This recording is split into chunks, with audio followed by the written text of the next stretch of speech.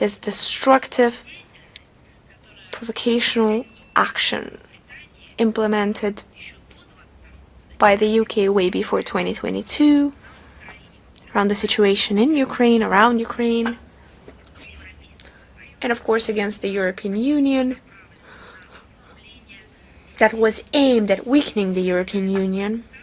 But we also recall 2022, who was behind the undermining of the negotiation process that began back then.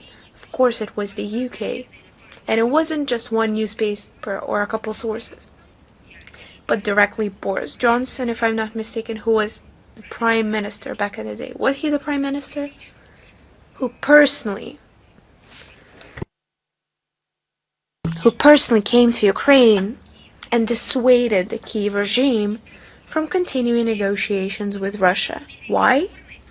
Because the negotiations and diplomatic settlement and any kind of peace in Ukraine were not needed. They were not convenient for the UK, and it was the same nature and the same spirit that were present when publishing this article. And of course it wasn't just published in order to gain likes or gain views on the website of Financial Times, but it was also necessary in order to, after that, stir up the situation for it to be a source. Because you see, Financial Times is supposedly a respectable source with their history, with their investigations and so on, so that there was something to reference. You know, reporting some sources, the information would never stay afloat, but when they're legalized, but when they've passed through a publication like that, and just take a look at how it's sing-sung right now. So we shouldn't comment on what is written in the article, but we should comment on the fact that it's yet another element of information war that is part of a hybrid war waged by the collective West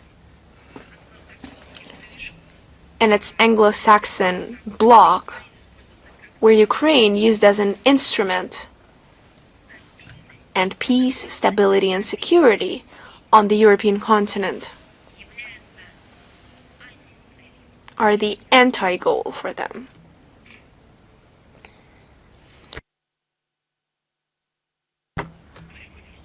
Thank you so much, Madam Zakharova. You're welcome. You've brought me immense pleasure, truly. Thank you so much. Is Vestia with us?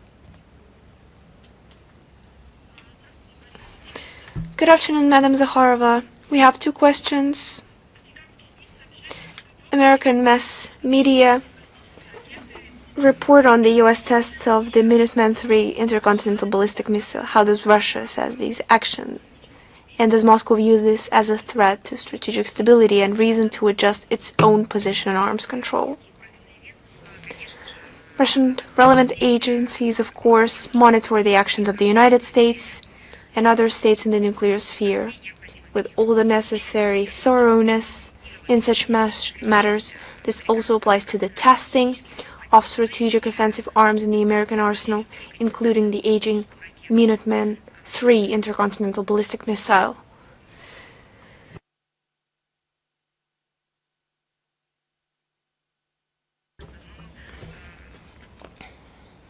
I will verify the correct pronunciation. And I'd like to take a look at the etymology of the name. Didn't really think much of it before, but the very same missile that was mentioned, as far as we can judge right now, based on the reports that have been made public. In this case, we're talking about relatively routine actions. But I would like to reiterate that this is just a preemptive analysis. The experts will speak on it as well. But attention is also drawn to the fact that the event followed the ambiguous statements by US President about his intention to intensify testing activities related to nuclear weapons, allegedly in response to some supposed equivalent steps by Russia and China. At the same time, we still have the natural question that has arisen for many, including in the US. Is the intention to intensify the testing of nuclear weapon delivery vehicles? Was that where Washington meant? Or did Washington indeed contemplate the direct resumption under far-fetched pretexts of explosive tests of nuclear warhead elements, in defiance of the provisions of the Comprehensive Nuclear Test Ban Treaty and the content of the relevant national moratoria, which once again were initiated several decades ago for the period until this agreement enters into force for all countries of the nuclear five, of course including the US. I believe the US representatives should answer these questions. If it's the latter, that this will undoubtedly create an extremely negative dynamic and trigger responsive steps from other states, including Russia. This is what recently, just the other day, was mentioned by the President of the Russian Federation when commenting on the subject. For now, we know that the signals coming from Washington cause justified concern in all corners of the world. They continue to be contradictory, and their underlying reason should be clarified.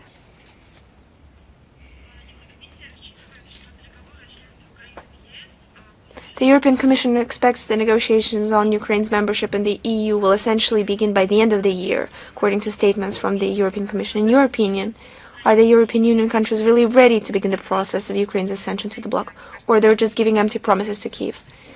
I believe that all of us, the international community, are witnessing.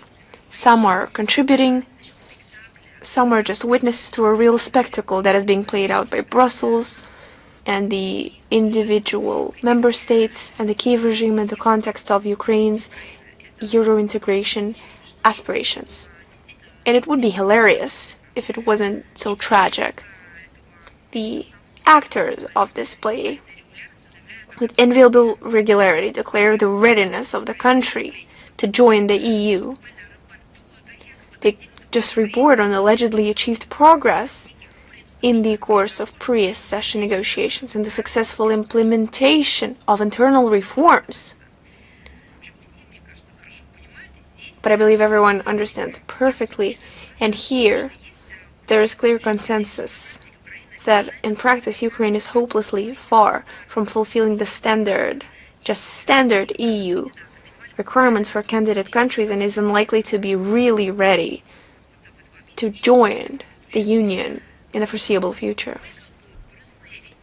No matter how much Brussels tries to credit Ukraine with successes on its path to the membership, it's not plausible, because there are real figures, real results. And despite Zelensky destroying television in Ukraine and news reporting as a whole only maintaining one signal, you can't hide it all in a bag. And real figures, real facts speak for themselves, and they reveal the true nature of Ukraine. The annual report on EU enlargement policy of November 4th this year, the European Commission was forced to state many shortcomings in the implementation of the recommendations previously put forward to Ukraine, including on the reform of the judicial system, improving the economic situation in the country, and combating corruption. However, despite the lack of visible success, and actually a rollback in some areas, Brussels continues the financial pumping of the Kyiv regime. I'd like to remind you that on November 4th this year, the EU Council approved the fifth tranche under the Fund for Ukraine in the amount of nearly 2 billion euros, 1.8 billion euros.